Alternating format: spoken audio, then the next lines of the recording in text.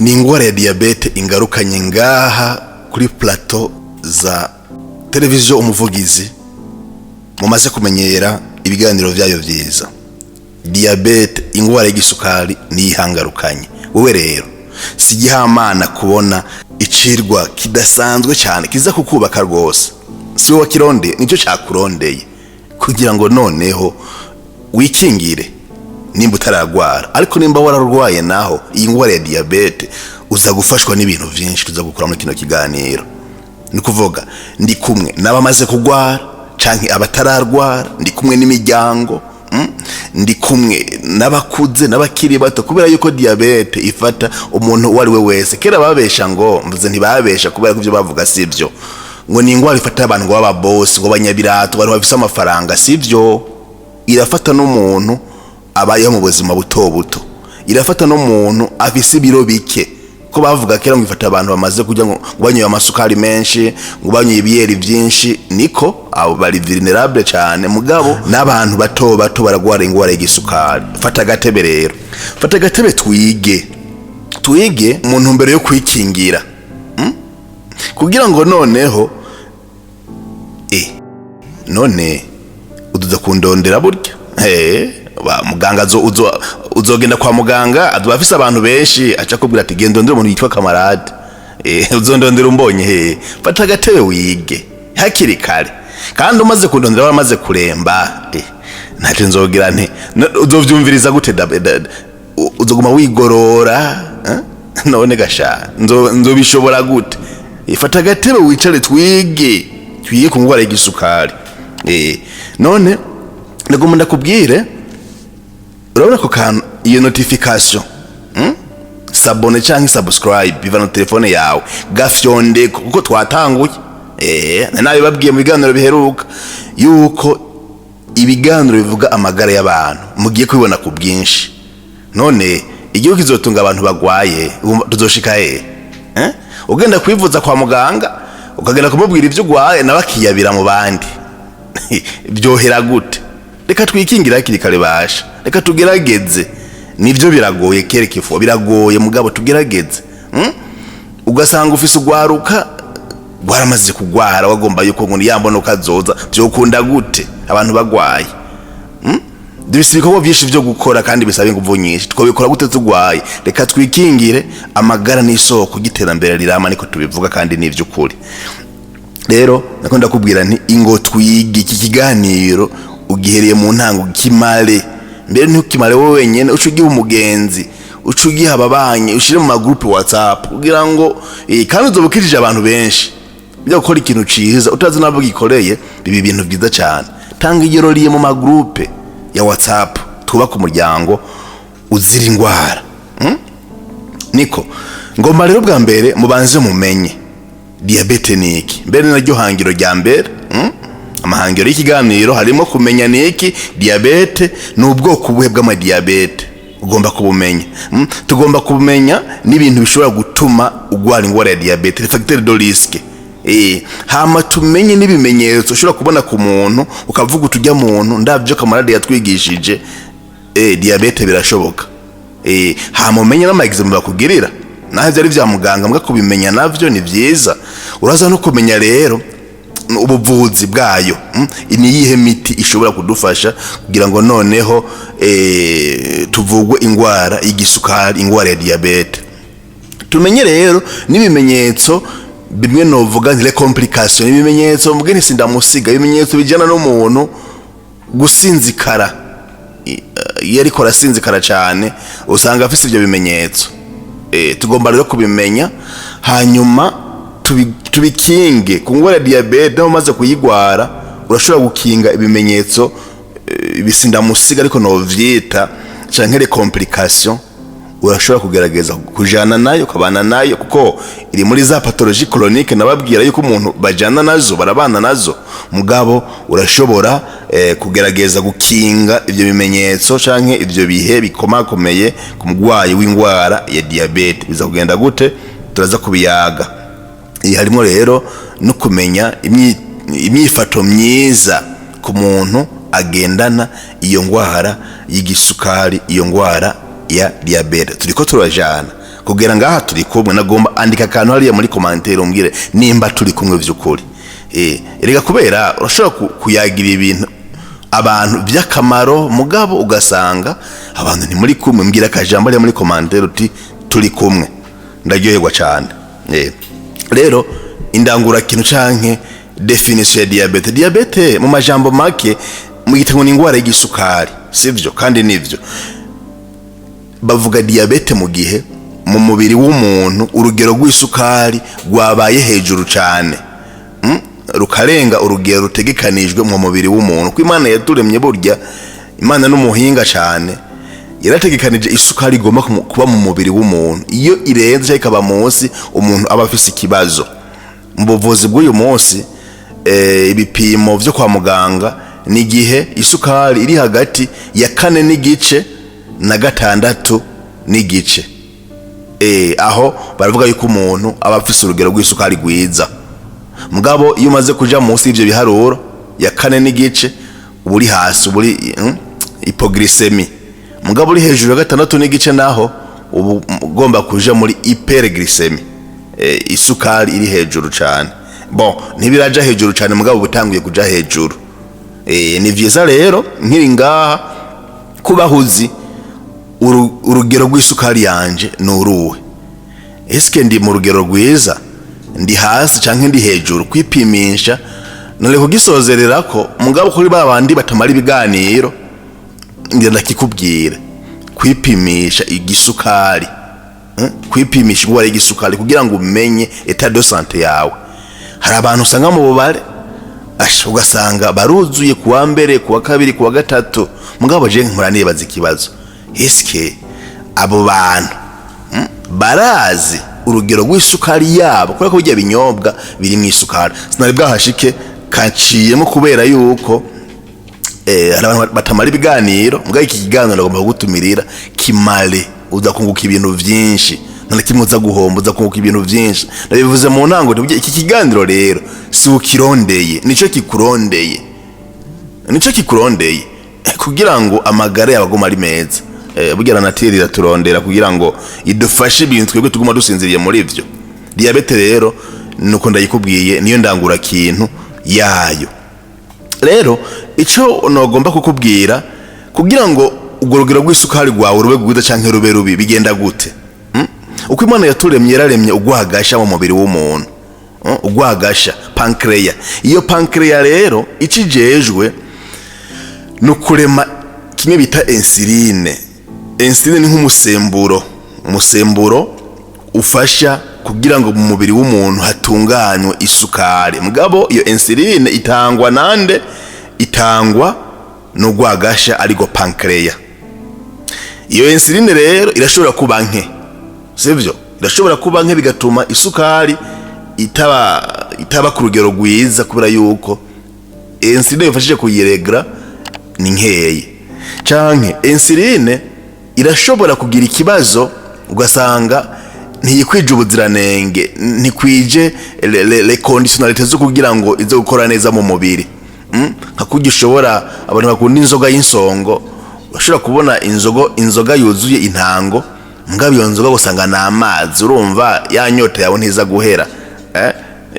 Na karoro nshotse ntanga kugira ngo muvyumve. Rero ugasanga iyo insuline irahari nko iyo nzoga yoba ihari, mugabo itagerageza gukora umurimo wayo wo kugabanya isukari mu mubiri. Ni ibintu bibiri, irabura canke ikahaba ntikore ivyigomba gukora, canke LDR canke ibyo bibiri byose bikahaba, ugasanga ntayihari niyibonetse ntikora umurimo wayo, sivyo? Mwe muragumya ivyo kuri iki kintu insuline, umusemburo witwa insuline n'akamaro kawo. None ego nari ndabivuze igihari haba ikibazo mu mubiri w'umuntu ni gihe insuline idakwiye canke itagerageza gukora ico yagomba gukora. Turiko turajana kabahasha aho turi kumwe. Nuko ubwoko rero bw'amadiabete ni bungahe? Ubwoko bw'amadiabete kubisanzwe ni butatu. Hariho diabete de type 1 na diabete de type 2 na diabete bita gestationnaire. Ndasigura. Diabete de type 1 ni mu gihe umuntu afise ingwara y'igisukari ivuye ko mu mubiri w'umuntu afise insuline nke. Insuline nke ni kuvuga agasha gwawe rurafise ikibazo ku buryo rutanga insuline nke. Ko insuline ari nke rero isukari ciduga mu mubiri wawe.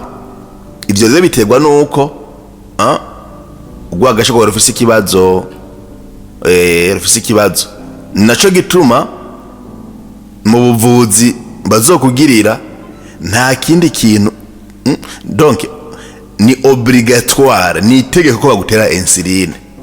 Nta kindi kintu bagutera insuline bivanye n'urugero rwa insuline ubuze, bivanye n'igihe uyimaranye, isukari umaze kugira mu mubiri wawe. Vraiment insuline ni obligatoire. Mbere kugira ngo bafashe abantu, hari gihe abantu nyine kugwara ari we ayitera kugira ngo ntiyame kwa muganga, baramwigisha ingene azoza aritera wenyene. Ivyo vraiment ni ineshapatoire. Aha rero umuntu aba afise diabete di type 1. Turiko turajana. Iyi rero kandi ifata abana canke abakuze, muga tuyisanga mu bantu bakiri bato cyane. Mu bantu bakiri bato mugabo yaba abakuze urayibasangana canke abana. Niko ndakubwira rero yuko ico gihe ufise diabete de type 1 insuline ni obligatoire. Umuntu arashobora kugira nayo diabete de type 2. Uzokumva bavuga bati umuntu afise diabete de type 2 canke muganga bikabikubwira biba vyagenze gute. Ico gihe insuline ubu yifise mugabo kubona bivuga mu ntango ntiba irangura umurimo wayo mu mubiri wawe. Ntikwije umwimerere wayo kugira ngo ishobore kurangura ivyo igomba kurangura, ari ivyo byo kugira gute byo kugabanya isukari mu mubiri wawe. Ibi rero mu kugira ngo babikontrole kenshi si insuline. Birashoboka ko iba insuline mugabo diabete de type 2 ikintu gituma bayikontrola nivyo umuntu afungura hanini. Basubiramwo no kuvuga barihweza bire bintu wari ufungura bigasubigwamwo, bagasura kubiraba neza, ugafungura neza. Une alimentation bien contrôlée. Sivyo ugashirako na exercice physique, ugashirako n'umuti rimwe na rimwe bivanye na muganga yabibonye. Mugabo ahanini ni ingene umuntu afungura nivyo asubiramo akaraba, kuko hari igihe umubiri wacu tuwuha bere nawe mengo n'abanyabirato canke bafungura neza, ugasanga umubiri w'umuntu ibyo tuwuha sivyo ukeneye. Ngaha kumuvugizi TV nzozana ikindi cigwa kivuga ingene umuntu ashobora gufungura ibintu ugasanga ntariko afungura ibintu vyiwe. Bivanye n'umugwi w'amaraso wiwe, bivanye nimero ndemano yiwe. Tuzobigaruka ko mu cigwa kijanye n'ivyo gufungura neza. Uno munsi turi muri diabete, muga diabete nayo burya ntiri kure ivyo gufungura neza cyane.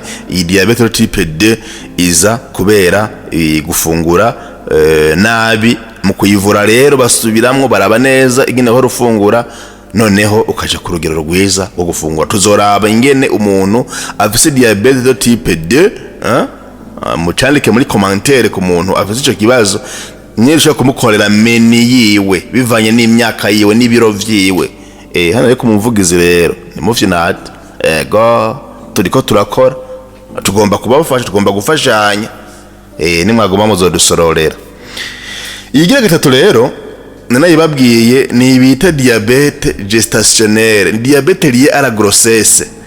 Ni diabete umukenyezi ashobora kugwara mu gihe yibungenze. Kenshi iyi diabete rero ntibisanzwe kubera yuko iyo basamaye ishobora konona ubuzima bw'umuvyeyi mugabo n'ubw'umwana. Nico gituma habacu no kuta surveillance kugira ngo bagume baraba neza urugero rw'isukari yiwe. Hanigiye umukenyezi bisaba yo aba mu bitaro kugira ngo bamufashe kuraba urugero rw'isukari yiwe. Cyane hari ibipimo bafatira ko bagira bati wewe gume ngaha tugukurikirane canke uzozuraza kenshi kugira ngo dukingire amagara y'umwana n'umukenyezi, kuko bose barashobora kubangamirwa kubera yuko iyi diabete. Ndakibabwiye neza, iyi diabete iza iyo umukenyezi yibungenze. Kenshi yamaze kwibaruka iyi diabete ikigenda, yibarutse ikigenda, naho rimwe si benshi, bamwe barashobora kugira diabete ya type 2 mu nyuma yo kuvyara. Nyuma yo kwibaruka umuntu yagize diabete gestationnelle ashobora kugira diabete type 2. Birabaho naho atari kenshi, sivyo? Turiko turajana, turi kumwe, biriko birabafasha. Andika muri commentaire. Turamenye rero icyo diabete, turamenye n'ubwoko bwazo uko ari 3.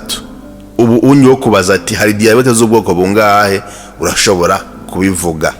Zitandukaniye kuki, urashobora kubivuga. Na diabete yawe hora wivuza sinzi, no munsi ushaka kuvuga uti ngwaye diabete iyi. Nibiki none bishobora gutera diabete? Bishobora gutera diabete les facteurs favorisants. Muri byo bishobora kuyitera harimo ibyo dushobora guhindura n'ibyo tudashobora guhindura. Ibidashobora guhindurwa ndabihereko. Hariho diabete dushobora kugwara kubera yuko mu muryango wacu ari cyo bita karonda. Ingwara za karonda. Le diabete héréditaire. Shaka waragize le paradiabétique. Mu mama, mu papa, sinzi yabo kwa sokuru baragwara diabete mbere nizo zibatwara. Je ndazi imiryango imeze gutyo. Ibyo ntushobora kubihindura kubera yuko n'ibintu byo mu muryango. Kimwe gusa, iyo umaze kubimenya, umenya ingene witwara mu byo gufungura. Ntushobora kuyishora mu bijyanye n'isukari ngo uyige nka kurya umuntu arya ubugari, ugura ikivuguto kubitemo isukari aba ari ibiragira gusa. Urumva icyayi bagikore gushika naho kimata ku rurimi, uzoja kugwara gute? Nabujya iwanyu mu muryango wanyu ico kibazo kihari. Ibiyeri ubinywa kurya umengo unkuruzi canke ni nk'ijotsi, oya, kubera yuko urazi yuko mu muryango wanyu vous avez un problème lié ngwara y'isukari, ni hérédité. Voilà, ivyo ntushobora kubikinga. Kile ushobora kubikinga nibijanye n'imyaka. Hari ingwara zidufata kubera imyaka. Mugabo iyo myaka kenshi bikavana n'ingene ugumye ufungura ukuntu. Burya hari imyaka tugerako ugasanga imirire, uburyo bwo gufungura ubwirizwa kubuhindura. Nzobigaruka ko ngaha mu kiganiro kindi. Burya umaze gukwiza imyaka 40 hejuru yayo, mukama wanje, ibintu byo gufungura ntufungura nk'abandi kubera yuko umubiri wawe ubutanguye gutakaza ingene wakira ibyo uhaye. Uburi kuragabanya ubushobozi, ndabivuge gutyo. Imyaka tuzobigaruka ko ingene ku myaka 40 no kuduga umuntu ashobora kwitwara mu byo gufungura no mu bindi. L'âge avancé rero ni kimwe mu bintu bishobora gutuma diabete, mugabo ntushobore kuhindura ikintu na kimwe. Ikintu dushobora guhindura modifiable ni ingene dushobora gufungura cyangwa kudafungura ibintu birimo ibisukari byinshi cyangwa ibinure byinshi. Ibyo urashobora kubihindura ugafata ingingo, nzohoranywa isukari iri ku rugero rupimye, nzohoranja ibintu bitarimo ibinure byinshi. Ivyo mbere bizokujana kugabanura ibiro byinshi. Hari abantu bafise ibiro byinshi yicaye kamengo ni kirundo cigendera, ni ingwara utekeye, canke bimwe bita obesite. Hari abantu bafise ubunini vraiment ukabona yuko ari ingorane. Ibyo umuntu ashobora kubihindura, ashobora kugerageza akaja kuri régime alimentaire. Iyo afise ibiro byinshi ntaguma afungura ibyo abonye byose, ntangwe ibyo abonye byose, kubera yuko azi yuko afise ikibazo c'ibiro byinshi cyo kumukwegera karambaraye nk'ingwara igisukari. Abantu batagira sport rero ndatwenga nukuri naje birangora kugira sport kenshi, mugabo narabonye neza yuko hari kibazo cyo kutagira sport. Nicyo gituma navuze mu ntango nti ibi bibwirwa uwo ari we wese umuto n'ukuze. Sport burya n'umuti bagenzi, n'umuti ko bituma umubiri wacu ukora neza, ugasohora ibintu by'imicafu, ugasohora ibisukari, umuntu akabira intuguta, imitsi ikagororoka, kandi ibi inye no kungwara ivumbuka ry'umurindi w'amaraso ariyo nzo mvuga bwa kabiri, navyo biguma bigaruka, activité physique. Ikindi umuntu ashobora kwirinda rero harimwo cyo kwita stress chronique. Isi irimo ama stress menshi, bimwe ibintu byinshi bituma haba stress, mugabo urashobora kubigabanya ukihuza n'abantu, ukama uri umuntu afise ibyiyumviro byiza muri wewe, indabo nziza, umuntu yaga n'abantu, tavyumviro bibi yiyubakamwo, umuntu yihuza n'Imana, akaja mu gusenga, akaja muri adoration, akaja mu kuririmba, akagira ingendo, kaza kariya ku mashite, akagira gute, akagira sport, iragabanya stress, akagira yoga bivana n'abantu, akaja mu biteramo, agatamba umuziki, biragabanya stress, bigatuma umuntu agira ubuzima bwiza. Abantu badatamba umuziki bagira ngo ni ibintu bibi, mugabo hajya gutamba umuziki n'umuti. Abantu nciye nko mahantu heza shabajene uyu munsi baratamba umuziki nampaka. Rero nzo curara yo kamarade yavuze ngo gutamba umuziki ngo n'umuti. Oya, education mu bintu byose, indero. No muziki utambuka ararayo uravemvera, ukaba ngo wagiye kukiyagura umuserebanya. Oya, urumva bikore neza n'umuti, ntugohera nyene hama ngomba ko nk'umuti umininire. Oya, unywa ku rugero rwiza, tamba hanyuma utahe ryoherwe, ni bon. Rero kugabanya stress chronique turashobora kuvyirinda kubera ibintu ariko ndababwira. Inzoga n'itabi, hemwe hajya inzoga n'itabi birafise akamaro. Simvuze ngo yego canke ngo oya, kumbure n'ikindi kiganiro, mugabo bigabanye bagenzi, bigabanye. Ubundi ho ninzeduka, birica amagara yacu. Nimba twikunda rero vraiment inzoga n'itabi, noneho ibintu byose bitatugirira akamaro, bitwica, nta kamaro ko byishoramwo. Oya, na cyane yuko izi ngwara tumaze kuzigwara zironona itunga, zironona nye tubanye n'abantu barahungabana, nta usubira kuja gukora. Izo ni ingaruka. Naho ntari bwazigereko, mugabo ngomba kuvuga yuko ikintu cyose kitujana kwexpose ubuzima bwacu twagomba noneho kucirinda. Itabi rero ushobora kuriheba, inzoga urashobora kuziheba cyangwa ukazigabanya mu gihe usanzwe uzikunda. Muwe murayaga ngaho mu muryango iwanyu, kigaga muri ko muracumviriza, mubwirane mutabariranira. Ziriya nzoga unwa nta soni. Umugore abwira umugore abwira umugabo abwira umugore, ziriya nzoga burya nta soni. Ibyo kabada ariko aravuga wowe ntuvyumva, uhinduye iki? Mugire ntuze expose canke mugire commentaire, muganire ku ibindi ko ndavuga, kugira ngo noneho tugire amagara meza. Sinagomba kuhateba, nagomba guca ntandukira nibihe bimenyetso none vy'umuntu ashobora kuba afite ingwara ya diabete. Ibimenyetso rero iyo nagwa nk'umukoro ukaba uri hafi, wacumbira gusanga ngo ari umuntu muniniya, ngo umuntu afise imburujwa. Oya, umuntu mutoyi arashobora kugwara ingwara ya diabete. Umuntu w'umwirimizi aragwara ingwara ya diabete, sivyo? Umuntu umumenga arananutse arashobora kugwara ingwara ya diabete. Mugabo hari ibimenyetso novuga ari sindamusiga canke by'urufatiro kugira ngo ushobore kuvuga uti uyu muntu arashobora kuba agwaye ingwara ya diabete. Mvuze ngo arashobora kubera yuko ingwara zose burya twemeza ko umuntu aba zifise mu gihe yagize gute, yagiye hehe kwa muganga canke yipimishije ku bantu babifitiye uruhusha ubumenyi n'uburenganzira. Rero ibimenyetso bitatu nibyo bishobora kwerekana yuko umuntu yoba afise iyo ngwara ya diabete. Ikimenyetso ca mbere, aranyotegwa cyane, polydipsy, kumva inyota idasiguritse, ego ugasanga ni nko mu mvura canke harakanye mugabo ntakagumana inyota, bwavuga ngo yamize pasi.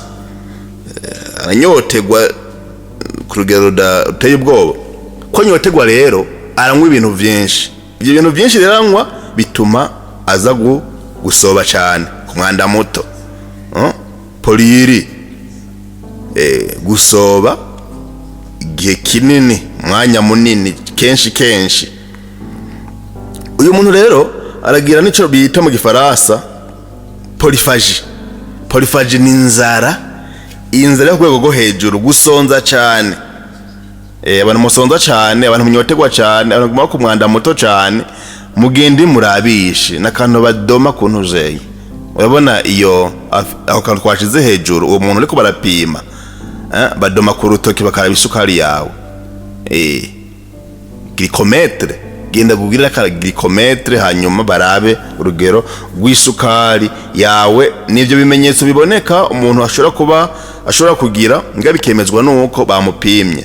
Iruhande y'ivyo rero ashobora kugira ibimenyetso bindi bisanzwe, gusanga umuntu agumana uburuhe budahera budasiguritse, ugasanga umuntu arafise ama infection yaba urinaire canke infection disa zama ziri répété, kubera yuko ama microbe aza kurondera isukari nyinshi mu muntu. Ajya ama infection atungwa n'isukari yo mu muntu.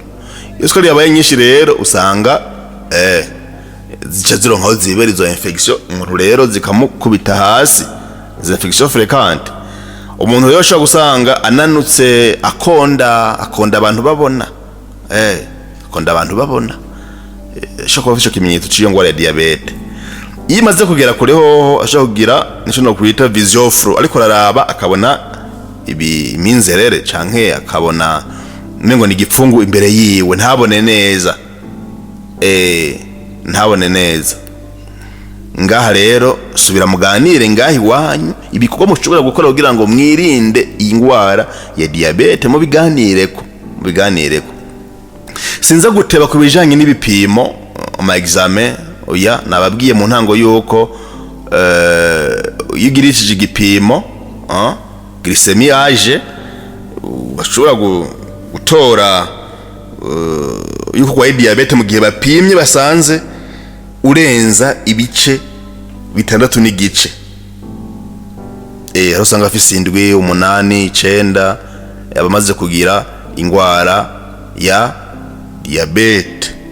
Mugabo simisi yose bacha bagushira ku muti, hari igihe usanga hakenewe yuko uhindura ingene ufungura, uhindura ingene witwara mu buzima bwawe, kuko ingene witwara usanga nta sport ugira, kumunywa ibiyoga, kuma wicaye, voilà. Rero nanabivuze hejuru yuko kuri diabete ya type 1 ariho umuntu usanga abuze insuline. Kuyigutera insuline ni obligatoire. Insuline bagutera ifise umwimerere nk'nyene yo umubiri wacu utanga.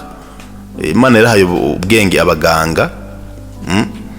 Diabete nako insuline bagutera irafise ahihurira ni nkaco kimwe n'iriya diabete n'iriya insuline, nako umubiri wawe usanzwe utanga. Kuyigutera rero ni ibintu vy'ingenzi. Type D uhindura ingene warubayeho, hari imiti bashaka guha unwa, uyu muti metformine sinzi ko kiri ku isoko cyane. Iyo muti barawutanga ku muntu afise type D, mugabo noneho ingene afungura n'ivyo vy'ingenzi rimwe bikenewe, muganga yabonye ko bikenewe. Hari igihe bagutera insuline. Kuri diabete gestationnelle nayo ni gake cyane bagutera insuline, mugabo birashoboka. Ikintu wihutira ni iki cha regime alimentaire, ingene ufungura hamwe n'ingene rero ugira akamakshe, ntugume wicaye. Sport, ego sport z'abakinyizi bibungenze burya ziriho,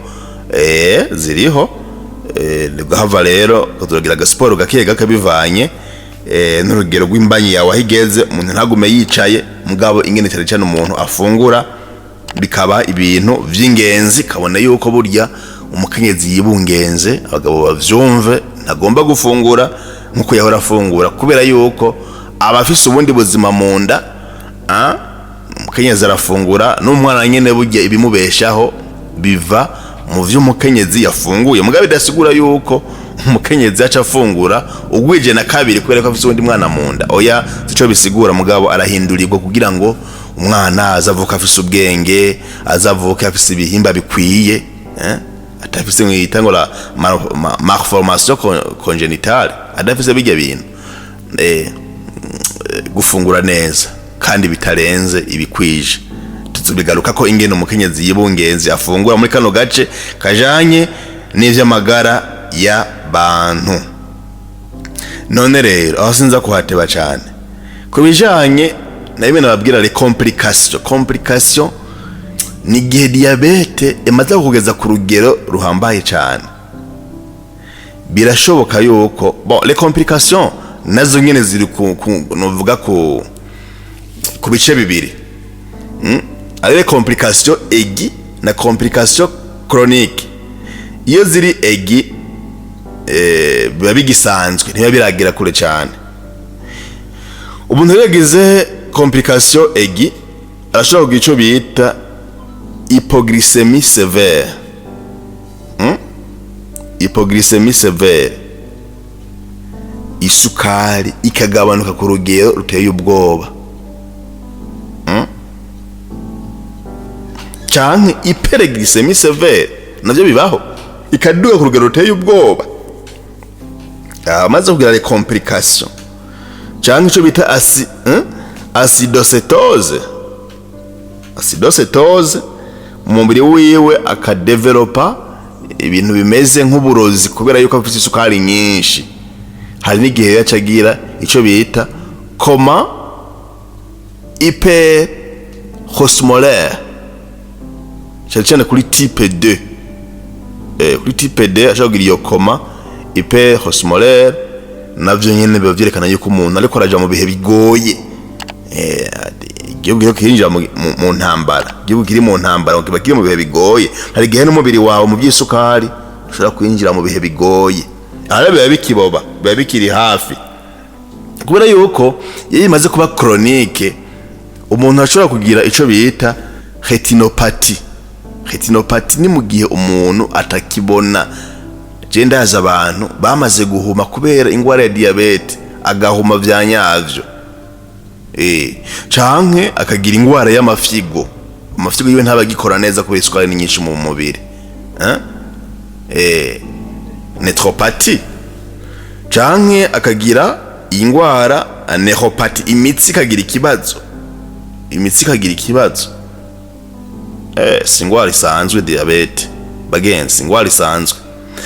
Canke noneho akagira n'ingwara zifatiye ku mutima, les maladies cardiaques. Kiba gihambaye rero murambona ni mu gihe umuntu agira ibiguma ku maguru, ku mano akagira ibiguma gushika naho ivyo biguma byanka kuvurwa muganga agafata ingingo yuko igihimba c'umubiri uciwe bagica bamuca ukuguru canke bakamuca amaguru yose kubera yuko afise ingwara ya diabete. Bagenzi urumva ingene usanga biba ari ibintu bigoye. Ico gihe rero iyo ubonye yuko uragira mwe n'ibi bimenyetso uragerageza ugafata umuti neza, insulin ukayitera ku rugero rwiza, canke bivyo kwambara ibirato bifuka amaguru kabireka, n'ibindi bintu byose muganga ashobora kukubwira. Kugira ngo rero umuntu ashobora kuyirinda bwiyansa no wabiciye ko nagerageze afungure neza indya zirimo imico yose, une alimentation équilibrée.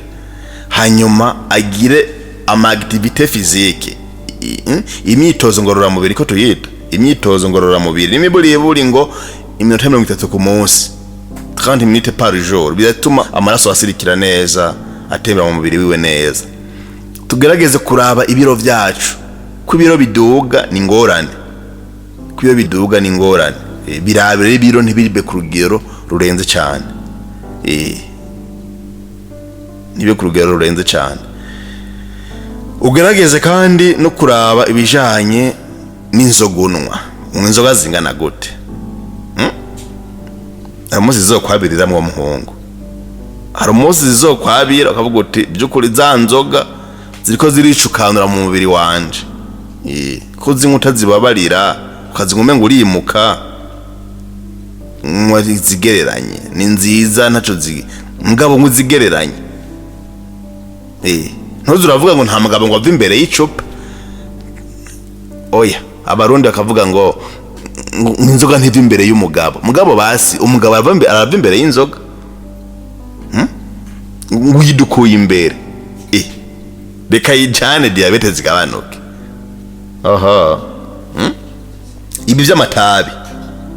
Ahantu banywa imisogoto ukagenda aratumura hashiye wose umenga ariko araka mu mutwe, mana yanje. Bigabanye. No gufata rero imiti neza. Hari imiti ishobora kudutera ama diabete twayifashe nabi.